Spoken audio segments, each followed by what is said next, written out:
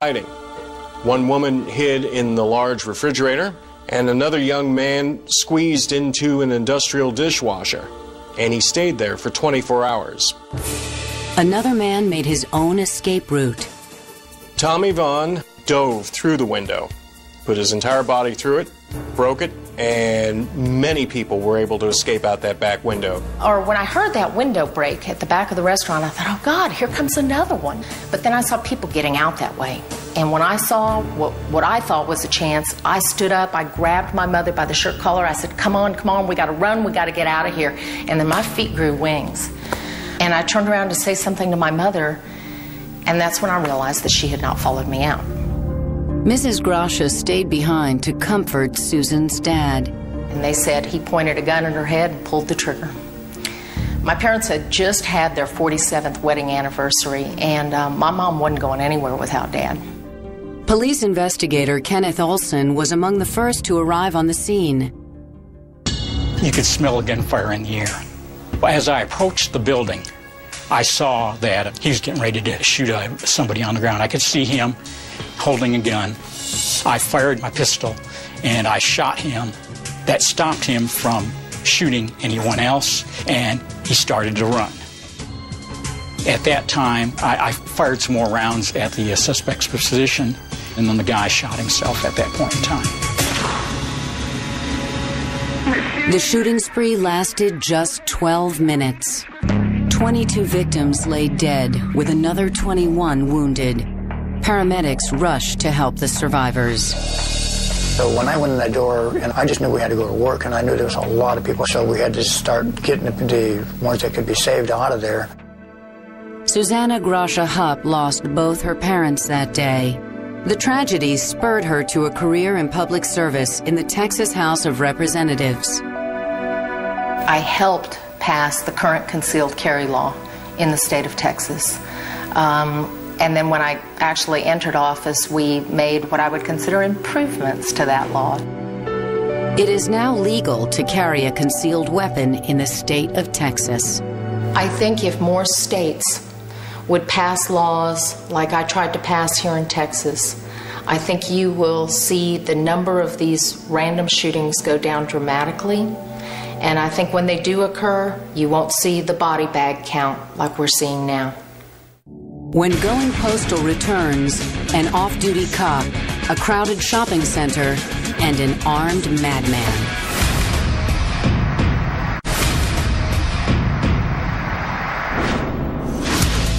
Ken Hammond began the evening of February 12, 2007, having a casual meal with his new wife. By the time the night ended, Hammond's courage helped save countless lives. Shocking act of violence number 5. The Trolley Square Mall shootings. Trolley Square Mall in downtown Salt Lake City is a popular shopping center for locals and tourists alike. It's the second busiest tourist attraction in Salt Lake. It's an old trolley hub, and they turned it into a mall. Off-duty police officer Ken Hammond and his pregnant wife Sarita had just finished dinner on the upper level of the mall. Valentine's Day was coming up. We both had to work on Valentine's Day, so I tried to plan a nice Valentine's date. At 6:44 p.m., an 18-year-old Bosnian refugee named Selamun Talovic arrived at the Trolley Square Mall. He came in on the first floor near the Cabin Fever card and gift shop. Selamun Talovic entered Trolley Square with a 12-gauge Mossberg pump-action shotgun with a pistol grip. He also carried a .38 revolver. Within seconds, 3 were dead, and 2 more lay wounded inside the card shop. The first thing I remember seeing is broken glass to Cabin Fever. I looked a little bit more, and then that's when I saw the victims, and I could see a lot of blood. And then I looked up, and then that's when I saw the suspect. The 6-year police veteran spotted a dark-haired teenager in a tan trench coat spraying the mall with gunfire.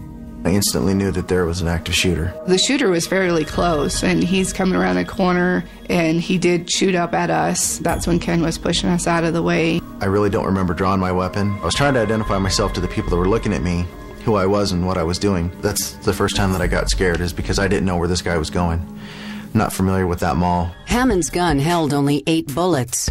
Talovic carried hundreds of rounds in his backpack. I had a very limited amount of ammunition in the gun that I was carrying, and I didn't really feel comfortable taking a shot at that distance. So I kind of ran around to the left-hand side of the mall, right directly above Cabin Fever. Talovic noticed Hammond and began firing. And he focused his attention on Sarita and I, and he began to shoot. And I don't know how many times he shot at us, 2 or 3 times. The only thing I remember looking at was the gun. Salt Lake City Patrol Sergeant Andy Oblad was just 3 blocks away when the shooting started. As terrified shoppers fled, Oblad entered the building. He soon ran into Ken Hammond. He saw my uniform and realized I was an officer and wanted to identify himself, so he was yelling, "OPD, OPD."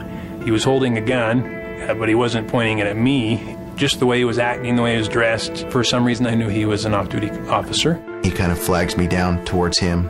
I felt that at least if I was next to a uniformed officer, the other officers that were responding in wouldn't see me as a threat. Wedding videographer Jaron Dancy managed to record some of the chaos on his video camera. I've always got a camera with me, and I always like to capture things. I start to see the first cop come in, and they're kind of going a certain direction, so I'm thinking that he's over there. And so I keep filming, and then at that point, realize that they've spotted him, they know where he's at.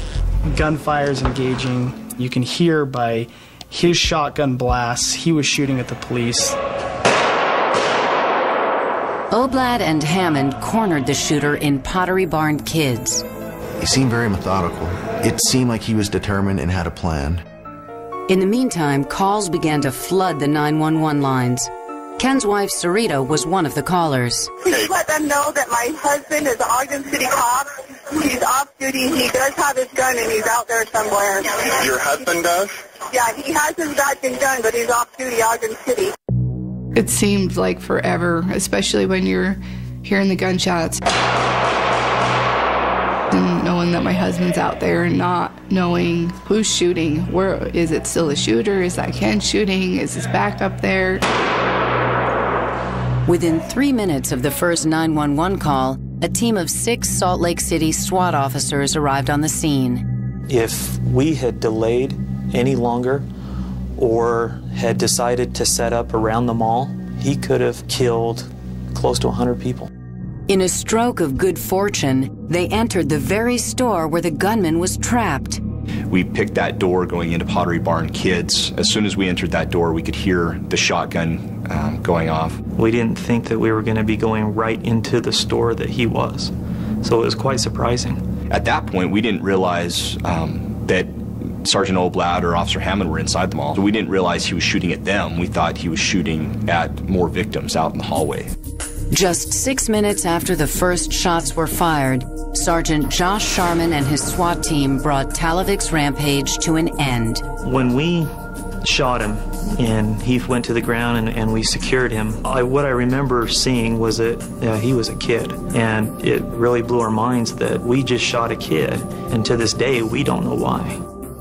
5 lives were lost that day, in addition to the gunman's. If Sergeant Oblad and Officer Hammond weren't able to encounter him so early into this and change his course, the victim count would have been much higher. Within 3 minutes of receiving the call in our dispatch center, officers had arrived at Trolley Square.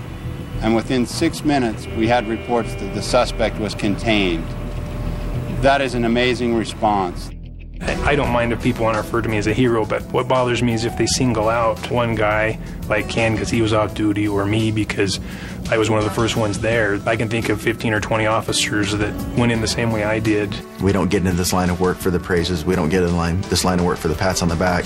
We do it because we like to do it and try to make an impact. Ken is awesome. That's a situation you never want to be put in, but I can't imagine anybody else that would react better in that situation. He's everything to me, so he's my hero. Coming up, a schoolhouse in a quiet community becomes the scene of every parent's worst nightmare.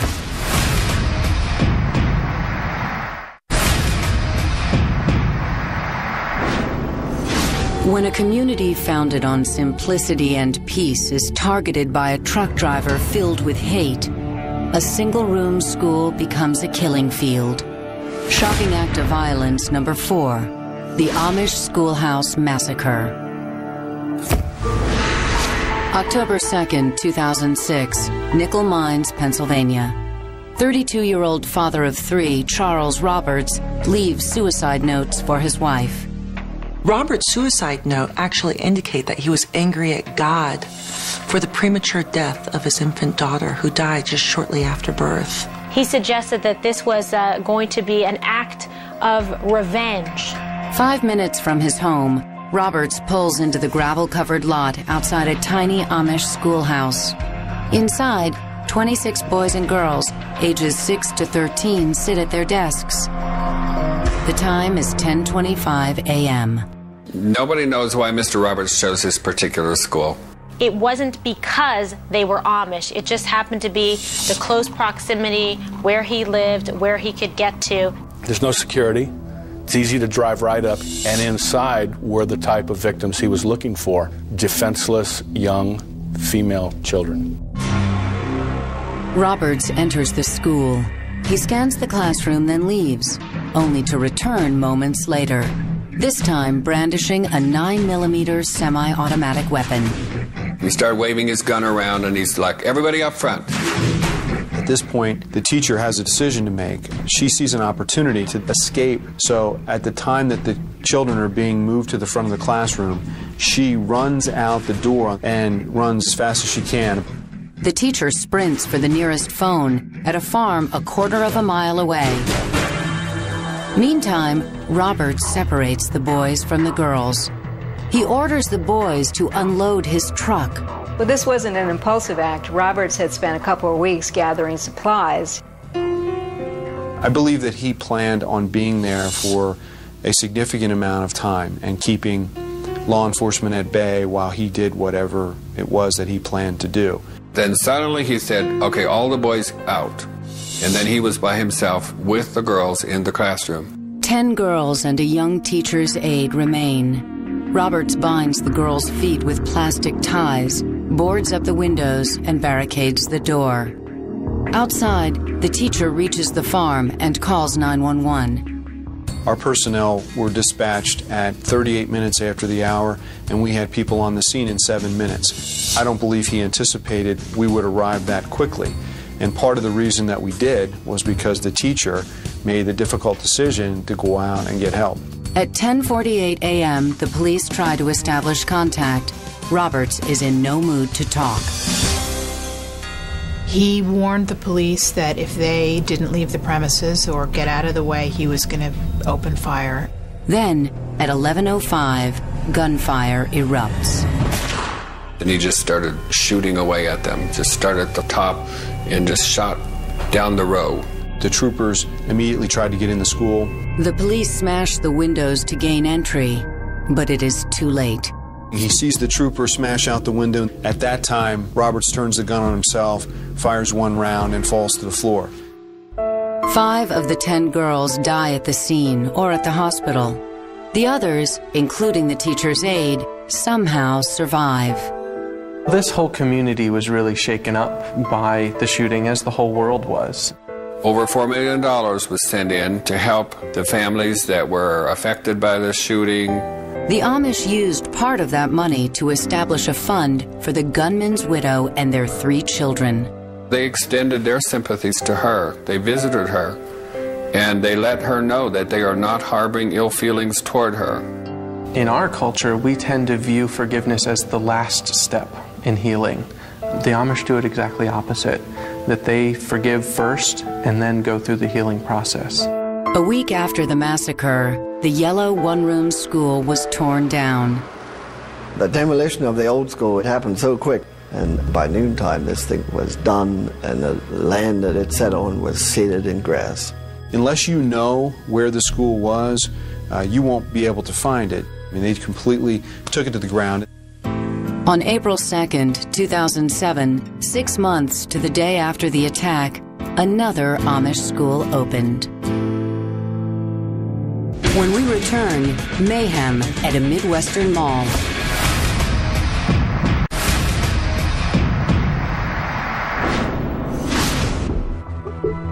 Without hope, without faith, without courage. That's how Robert A. Hawkins' mother described her son to reporters. To his victims, Hawkins showed he was also without pity. Shocking act of violence number 3 is the Westroads Mall shooting. It was early December 2007. Employees and customers at the popular Westroads shopping center in Omaha, Nebraska were caught up in the holiday rush. 19-year-old Robert Hawkins wasn't in the Christmas spirit. He had a history of drug use, a history of mental illness problems. Apparently he was sent for a psychiatric evaluation at one point, but there was very little follow-up. On December 4th, Hawkins stole his stepfather's assault rifle from a closet. The gun was not locked, the gun was not hidden, the ammunition was not kept separately. The next morning, Hawkins left suicide notes for friends and family. He talked about being depressed, he talked about being a burden to people, and claims that he just snapped. Hawkins then drove his 1995 Jeep Laredo 12 miles to the Westroads Mall in Omaha. The 19-year-old entered the mall through the Von Maur department store. He entered the elevator, went straight to the 3rd floor, and when he came out of the 3rd floor, he had an assault rifle. Hawkins opened fire on shoppers and employees. The first frantic 911 call came in at 1:43 p.m. 911, what's your emergency? Hello, 911. There was one person shot on the 1st floor, one person shot on the 2nd floor, and all the other victims were on the 3rd floor. Von Maur's HR manager, Jody Longmire, was one of the people who dialed 911. I am on the 3rd floor. That's where most of the people who have been shot are at. Okay, how many people do you have that are shot there? As far as I can tell, I have 2 to roughly 4. Police and paramedics arrived at the store within 6 minutes of the first phone call. At that time, there was quite a few cruisers pulling up and getting out their assault weapons, so I immediately asked if the scene was secure, and they said that the shooter was still possibly inside. But it was already too late. The gun is laying over by customer service. There's an officer there now. It looks like he might have killed himself. Okay, you see it laying by a gun? I see him laying by a gun. Hawkins' final act was to turn the assault rifle on himself. Shortly after the initial entry was made by the police officers, paramedics were brought in with police and were able to basically triage the situation. What we had here wasn't just a regular shooting, that we actually had very close to a mass casualty. 5 women and 3 men, ages 24 to 65, lost their lives that day. 4 more were seriously wounded. During the event, you're just focused on your job, but later on, you start, seeing the names, seeing the faces, and you're going, oh my gosh, because we all have families. It hits home. And that was what made it even harder. Once you start to get to know the people that passed away, it was just senseless. Up next, incredible stories of those who fought to survive.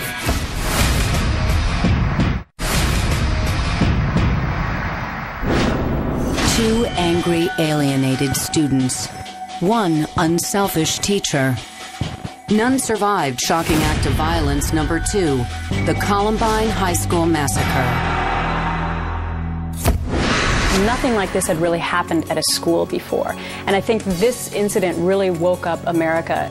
Certain events leave an indelible scar on history, like the events of April 20th, 1999. 11:30 a.m. First lunch period at Columbine High School near Littleton, Colorado. One moment, classmates Richard Castaldo and Rachel Scott were eating on the grass outside the cafeteria. The next moment... They shot me and Rachel at the same time, basically. I was sitting down and I fell backward onto my back, and I felt my, brought the middle of my chest down, start to, go numb. Rachel didn't survive. Columbine students Eric Harris and Dylan Klebold detailed their plans for more than a year in both written journals and videotapes. Why didn't somebody say, well, this is crazy, let's stop? Well, you look at those tapes and you'll know why it never stopped. Because all they did was reinforce each other for every violent suggestion and every violent behavior. These were two kids, from everything I have read, who were fascinated by killing. Columbine was not an end state for them. That was the beginning. Their intent was to go on a much larger rampage. It simply didn't play out that way. The morning of April 20th, Harris and Klebold left 2 homemade 20-pound propane and shrapnel bombs in their high school cafeteria. The explosives were set to go off at 11:17. They spent a lot of time planning this out, even so far as to go into the cafeteria and on a 10 or 15 minute basis writing down how many kids were in the cafeteria. And then when the number of kids in the cafeteria got to the highest level, that's when they set their timer to go off. When the bombs failed to detonate, Harris and Klebold decided to investigate. That's when the boys came across Richard and Rachel. One of them, I'm not sure which one, like threw a pipe bomb. It didn't really do what they wanted it to do, I guess, but they started shooting like just right after that. 15-year-old Daniel Rohrbaugh died near the stairs. Inside, many students assumed the shooting was some kind of senior prank. But business teacher Dave Sanders immediately recognized the threat. Dave Sanders, at the sound of gunshots and screaming, raced towards the violence and the action, ran into the cafeteria and tried to save students. Due to Sanders' quick thinking, the lunchroom was nearly empty by the time Klebold and Harris entered. There are probably untold numbers of heroic acts where kids acted to save other kids, and adults did the same. As students ran for their lives, Sanders took to the halls, sounding the alarm. Then, in an upstairs corridor near the library, he found himself face to face with the gunman. Sanders turned to flee. Klebold shot him in the back. 60 students and 5 teachers ended up in Doug Johnson's biology lab. Mr. Sanders was brought into the room, carried by 2 teachers, and he had been shot twice, and he was just pouring blood. 911 calls came into police from all over campus. Okay, has anybody been injured, ma'am? Yes. Okay. Yes. And the school is in a panic, and I'm in the library. I've got students down under the tables, kids. We need police here. Okay, we're getting them there. Smoke is coming in from out there, and I'm a little okay. The gun is right outside the library door, okay? I don't think I'm going to go out there, okay? In 7.5 minutes, Klebold and Harris executed 10 of their classmates in the library. Then they left to look for more victims. Meanwhile, the students in Mr. Johnson's room tried to keep Dave Sanders alive. We had pulled out his wallet, and we had asked him about the pictures in it, which had his wife, his daughters, and his grandchildren. I think it helped that day, him being surrounded by his students. I know that I know he felt very loved. Hundreds of police and SWAT team officers surrounded the school as the students began to evacuate. In the midst of the chaos, some students showed nearly superhuman courage in their efforts to escape. There was a young man, Patrick Ireland, who was shot and dragged himself over to the window and sort of got himself out the window as people watched. 46 minutes after the shooting started, Klebold and Harris returned to the library. The two set off one last Molotov cocktail, then they both committed suicide. By the time paramedics made it to the science room where Dave Sanders lay bleeding, it was too late. It was because of him that I think so many were saved and knew to run out of the cafeteria that day. And he did give his life to get them out. 13 died at Columbine High School that day, not counting the gunman. I still see the parents of the kids whose family I notified, and I know who they are, and they know who I am, because that's a moment that is seared in your mind forever, really. 23 people were injured, some, like Richard Castaldo, permanently.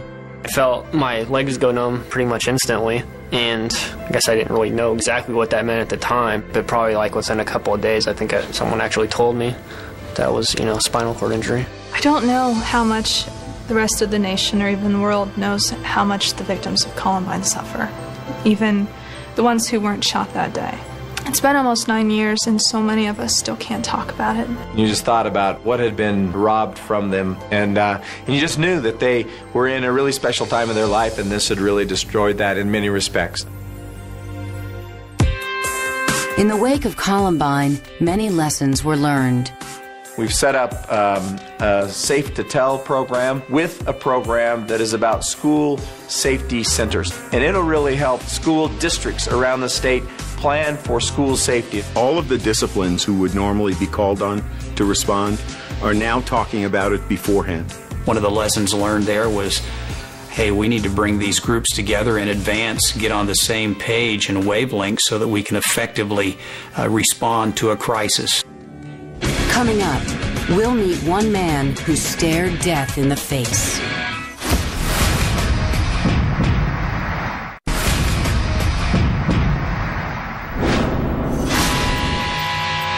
April 16th, 2007. Blacksburg, Virginia would become forever linked to one of the most brutal murder sprees in U.S. history. Shocking act of violence number 1, the Virginia Tech Massacre. On the morning of April 16th, biological sciences major Derek Odell didn't want to get out of bed. There was already a dusting of snow on the ground and more snow was coming down. So it's sort of like one of those, do I want to go to class or not? But in my first class that morning at 8 a.m., I had an exam that morning, so it wasn't really an option for me. 76-year-old engineering professor Liviu Librescu, a Holocaust survivor, was preparing to teach solid mechanics. I heard from many students that he was one of the greatest engineering professors to have, that he just inspired them all and was definitely passionate about what he was teaching them. 23-year-old English major Sung Hui Cho also rose early that morning, but he didn't go to class. We had a young man who, from a very young age, had been disturbed and had been socially maladjusted. He had trouble relating or speaking to people. Around 7:15 a.m., Cho entered the West Ambler Johnston dormitory. There, on the 4th floor, outside room 4040, Cho crossed paths with 18-year-old freshman Emily Hilscher. Cho shot and killed her. Before he left the dorm, Cho also killed Hilscher's next-door neighbor, 22-year-old resident advisor Ryan Clark. There was a lot of speculation in the media right away that the shooter had some relationship with the female there, but there's no indication of that whatsoever. 2 hours later, across campus in Norris Hall, Derek Odell's German class was beginning. Right around 9:20 or so, there was a person who looked into our class, maybe like a law student or something. They just opened the door briefly and looked in. But what was really odd was, like maybe 2 or 3 seconds after he looked in the first time, he reopened the door and looked in a second time. Around 9:40, Derek and his classmates heard a series of loud popping sounds. When we first heard the noises, it was just like, almost like this loud nail gun pressing, like firing against like cinder blocks or concrete blocks. I think subconsciously, everybody sort of had this inherent fear that those noises were in fact gunshots. Professor Kevin Granata heard the noise from his office on the 3rd floor. Kevin Granata got the students from the classroom across the hall who were in an unlocked room, and their professor, he brought them to his office and locked them in and said, I've got to go downstairs and do something about this. The other professor looked at him and said, are you sure you really want to do that? None of those students were hurt. He was killed as he moved toward the gunfire. 2 minutes passed. Then the man who peered into Derek's classroom returned. It was Sung Hui Cho. He shot our professor first, then he immediately swung the gun around and started firing around onto the students. He sort of just shot people in as close as range as possible, just making sure that pretty much everybody was dead. Few escaped Cho's fury, including Derek. I looked into his eyes and then saw down the barrel of his gun. And I had to do something at that point. I slipped underneath my desk, and at that point he fired 2 shots. One went into my arm, and another went just above my shoulder and missed. He had shot 11 out of the 13 people in our class. He probably realized that he had made a fairly significant amount of damage in our classroom. Cho left. Derek had to act quickly. I sort of jumped on top of the desk that I was hiding under and then just sprinted to the front of the classroom as quick as I could. And I threw the door shut because the gunshots were still coming from down the hall, and I figured if I was at the doorway and he came back, that there's no way that I'd survive. By this point, 911 calls flooded into local law enforcement. Police raced for the building's main entrance, only to find Cho had anticipated their arrival. He put a chain around the bars that you would push to open the door and lock them shut. So police officers had a difficult time entering the building. So they had to shoot down the doors, and students were there waiting, trying to escape the building. Derek listened helplessly as Cho took the lives of 10 more students and their professor in the intermediate French class next door. 3 other people in the class who were still conscious and able to get up and move around. They were trying to find something to barricade the door with. Pretty much the only option was to put our bodies in front of the door, hold it as long as we could until the police arrived. Across the hall, Professor Librescu and his class heard the gunfire and the screams. There's no doubt in my mind that his experiences during the Holocaust, his desire for freedom, his desire for justice, no doubt influenced how he acted. He heard the gunshots and barricaded the door, put his desk in front of the door and was trying to hold the door shut, and he was instructing students to jump out of the window. And so students were, helping each other out of the window and climbing down the side of the building. 9 students managed to escape before Librescu was shot to death through the door. Then Cho turned his attention back to Derek's classroom. We saw the door handle rotate down, and then almost immediately we felt this force against the door. I think he was a little bit frustrated that he couldn't get into our classroom. After he fired those 3 or 4 shots into our classroom through the door, he sort of just immediately left down the hall. It was speculated that he heard the police sirens or heard police trying to get in the door, and so he got scared and killed himself. But he had enough ammunition where he could have kept going. Investigators estimate Cho fired more than 200 rounds from 2 different semi-automatic pistols. In all, 27 students and 5 teachers lost their lives. The anger, the confusion, it was really difficult for the students, the idea that the shooter was one of them. Days later, thousands of fellow Hokies gathered to mourn at a candlelight vigil. Standing at the top of the hill and looking down, you could just see tens of thousands of little flickering candles in the darkness. I got out of the hospital the day before. My mom had recommended that I attend because it would sort of give me some type of closure. In the weeks after the shooting, the Virginia Review Panel was formed to examine how Virginia Tech responded.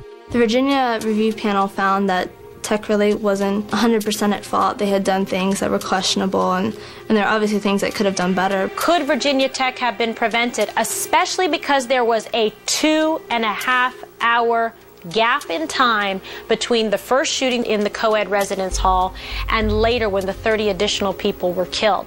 The police investigation revealed many clues that Cho was mentally unstable and obsessed with violence. There were warning signs that Cho Seung-hui was severely and deeply mentally disturbed. So much so that he could not even participate in class. His writings were very bizarre and definitely raised flags, red flags. Following the shootings, Virginia Tech debated the future of Norris Hall, where 30 of the 32 fatalities occurred. There were people who said that it should be torn down. It was a place of unimaginable tragedy, and if it ever opened, it should be transformed quite drastically. The former classrooms are going to be turned into laboratories for high-level research in engineering, science, and mechanics, particularly in biomechanics. The scholars there are doing the research and doing the kinds of things that Kevin Granada had dedicated his life to. These days, the university is still trying to move on. I think since the shooting, my life has changed. I sort of look at every day as a blessing that somehow I survived. That when 5 of my classmates couldn't make it out of my class, I don't take it for granted. If I let the tragedy define me, then it's sort of a way of letting the gunman win. He gets his ultimate wish of not only killing 32 people, but he destroys the lives of those who survived.